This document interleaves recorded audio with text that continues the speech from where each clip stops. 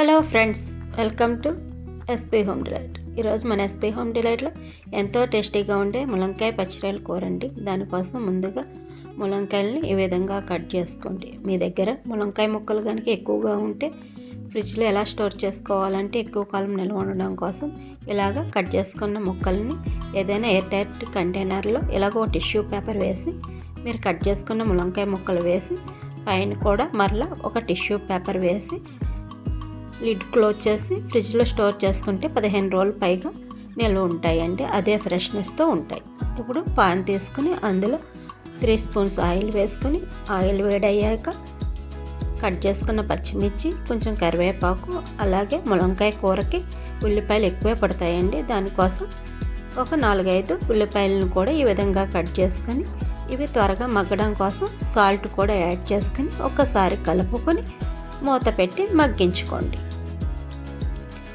చూడండి, ఈ విధంగా మగ్గిన తర్వాత ఒకసారి కలుపుకొని ఇందులో ముందుగా క్లీన్ చేసి పెట్టుకున్న రొయ్యలను కూడా వేసి ఒకసారి కలుపుకొని హై ఫ్లేమ్లో వేయించుకోండి.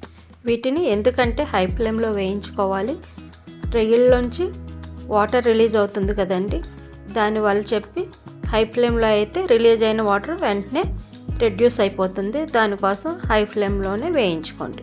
ఇప్పుడు ఇందులో ములంకాయ ముక్కలు కూడా వేసుకొని ఒకసారి కలుపుకొని ఇప్పుడు సిమ్లో మగ్గించుకోవాలని చెప్పి మూత పెట్టి ఇలా సిమ్లో మగ్గినవ్వండి. ఈ ఉల్లిపాయలు, రొయ్యలు, ములంకాయలు ఇలా మగ్గిన తర్వాత ఒకసారి కలుపుకొని ఇందులో 1 స్పూన్ అల్లం వెల్లుల్లి పేస్టు, అలాగే 1 స్పూన్ ధనియాల పొడి, 1/2 స్పూన్ జీలకర్ర పొడి కూడా వేసి ఒకసారి బాగా మిక్స్ చేసుకొని మరొక నిమిషం పాటు వేయించండి. ఈ విధంగా మధ్య మధ్యలో కలుపుకుంటూ వేయించుకోవాలండి. ఇప్పుడు మూత పెట్టి మగ్గనివ్వండి. ఇది కొంచెం మగ్గిన తర్వాత ఇందులో కొంచెం పసుపు, 1.5 స్పూన్ కారం, ఆల్రెడీ సాల్ట్ వేసాం కదండి, ఏమన్నా సరిపోతే చూసుకుని వేసుకోండి కూడా వేసి ఇప్పుడు ఒకసారి కలుపుకున్న తర్వాత ఇందులో కొంచెం వాటర్ వేసి ఉడికించుకోవాలి. ములంకాయ కూరని ఎప్పుడు సిమ్లో ఉడికించుకుంటే చాలా రుచిగా ఉంటుంది. మీలో ఎవరైనా ఫస్ట్ టైం నా వీడియో కనుక చూస్తున్నట్లయితే నా ఛానల్ని సబ్స్క్రైబ్ చేసుకుని ఆల్ అని యాక్టివేట్ చేస్తే నేను ఏ వీడియో అప్లోడ్ చేస్తే మీకు నోటిఫికేషన్ వస్తుంది. ఈ విధంగా ఉడికిన తర్వాత ఇందులో 1 small spoon garam masala powder కూడా వేసి ఒకసారి కలుపుకొని కూర దగ్గరగా అయ్యే వరకు ఉడికించుకోండి.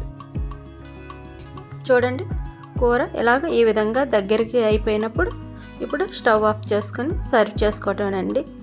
ఎంతో టేస్టీగా ఉంటే ములంకాయ పచ్చిరొయ్యల కూర ready.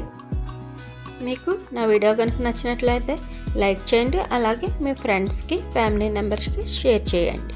Thank you for watching.